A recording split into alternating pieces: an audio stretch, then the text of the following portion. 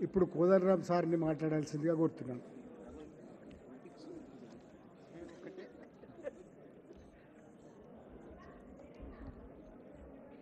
అందరికీ వందనం. ముందుగా గద్దర్కు నివాళులర్పిస్తూ, ఆయన పోవటం అంటే తెలంగాణ తన ఒక దిక్సూచిని కోల్పోయినట్టే. తెలంగాణ సమాజము 1970ల నుంచి చేస్తూ వచ్చిన పోరాటాలకి ఆయన ప్రతీక. దానికి ఒక నిలువెత్తు సాక్ష్యం ఆ పోరాటాలకు. వాటికి ఒక చైతన్యం నింపి మార్గనిర్దేశన చేసినటువంటి వ్యక్తి. చాలా గొప్పగా జీవితం అంతా కూడా ఏ ప్రజాస్వామిక విలువలతో ఆయన ఉద్యమాల్లోకి ప్రవేశించిండో ఆ ఉద్యమాల పట్ల, విలువల పట్ల తన నిబద్ధతను మాత్రం ఎప్పుడూ వదిలిపెట్టలేదు.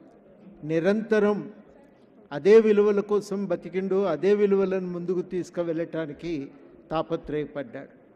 అటువంటి గద్దర్ లేకపోవటం పెద్ద లోటు ఇవాళ మనందరికీ.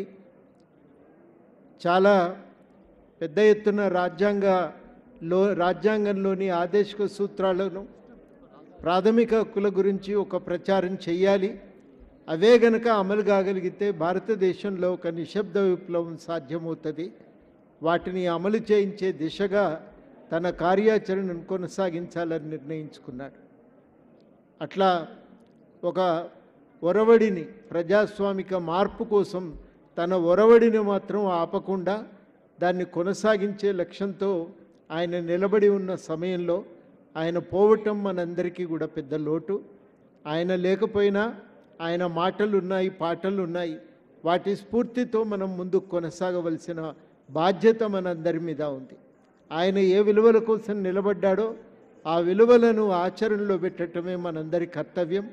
ఆ బాధ్యతను నెరవేర్చే లక్ష్యంగా అందరం కలిసి ఆయన కర్తవ్యాల్ని సాధించే దిశలో ముందుకు సాగాలని కోరుతూ సెలవు.